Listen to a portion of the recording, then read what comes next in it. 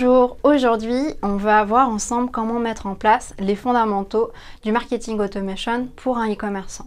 Alors le marketing automation, fondamentalement, c'est fait pour, dans votre contexte de e-commerçant ayant plusieurs produits, d'inciter au réachat, donc de fidéliser vos clients, de faire en sorte qu'ils reviennent. D'un point de vue un peu plus technique, le marketing automation, fondamentalement, ce sont des programmes relationnels. Donc, ça va être suite à un événement donné. Cet événement va permettre de déclencher une série d'actions. Par exemple, je m'inscris à la newsletter, c'est un événement. Ça va déclencher une action qui est l'envoi d'un mail pour me confirmer que j'ai bien été inscrit à la newsletter. Donc, finalement, si on parle de fondamentaux, donc vraiment les classiques, on va vous parler des programmes relationnels les plus utilisés dans le cadre de marketing automation pour un e-commerçant. Alors, on va en aborder 3 ensemble. Donc, c'est d'après notre expérience, selon ce qu'on a vu avec nos clients, c'est vraiment les plus utilisés et avant tout les plus rentables. On va retrouver le panier abandonné, l'inscription à la newsletter et l'anniversaire. Le panier abandonné. En termes de prérequis, vous aurez besoin de réussir à synchroniser vos paniers. On vous conseille de synchroniser vos paniers au moins toutes les heures. Pourquoi? Ça va vous permettre d'être beaucoup plus réactif. Comme ça, vous allez pouvoir réussir à dire à une personne au plus tard, 1 heure après qu'elle ait abandonné son panier, coucou, tu as abandonné ton panier, et éviter d'être à 24 heures où 24 heures plus tard, la personne peut être dans un état totalement différent, là où elle était disponible, ne plus du tout l'être. Donc, la capacité à être réactif est très importante, donc ça c'est un conseil sur lequel on va insister. Globalement, l'achat, c'est une expérience visuelle, donc dans votre relance de panier abandonné, il est absolument essentiel que vous soyez en capacité d'afficher les différentes images des produits qui auraient été mis en panier. Un dernier élément, il faut réussir à personnaliser un maximum votre stratégie de marketing automation. Dans tous les cas, que ce soit pour les programmes relationnels ou les newsletters, vous adressez aux personnes les plus engagées. Excluez les personnes qui sont désengagées. Et dernier conseil, il faut toujours réussir à trouver une personnalisation qui est liée à votre secteur, à vos spécificités. Donc par exemple, nous on a accompagné des clients qui étaient dans le luxe. Il y avait des ensembles de produits qu'on appelle une collection qui était créée par des designers.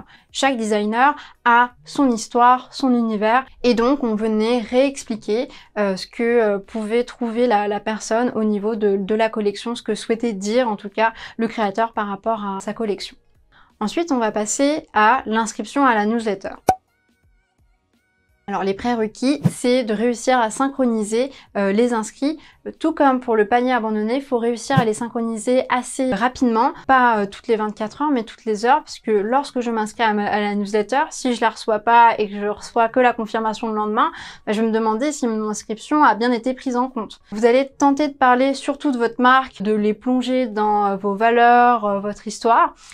Et c'est quelque chose à faire, mais il faut aussi leur parler ils se sont inscrits à la newsletter, ils ont des attentes, qu'est-ce que ils vont pouvoir recevoir, quels sont les bénéfices d'être inscrits à la newsletter, donnez-leur le sentiment de faire partie d'une petite communauté et de privilégier et leur donner envie de rester abonnés.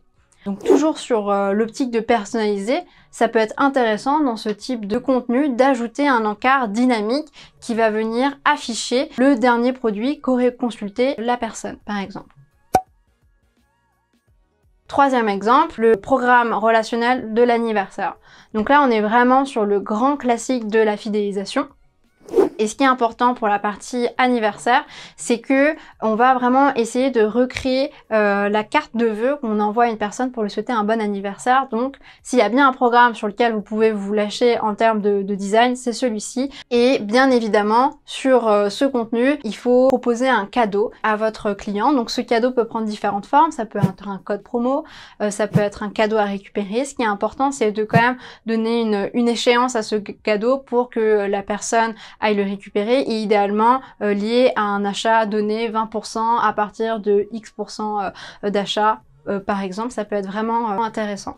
Et donc voilà, là on aura vu vraiment, c'est les fondamentaux du e-commerce. Donc on vous conseille absolument, si vous deviez mettre en place 3 programmes relationnels, ça serait ces 3-là.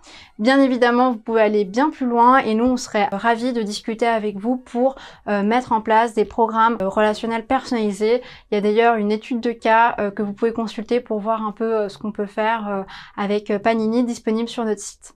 À bientôt!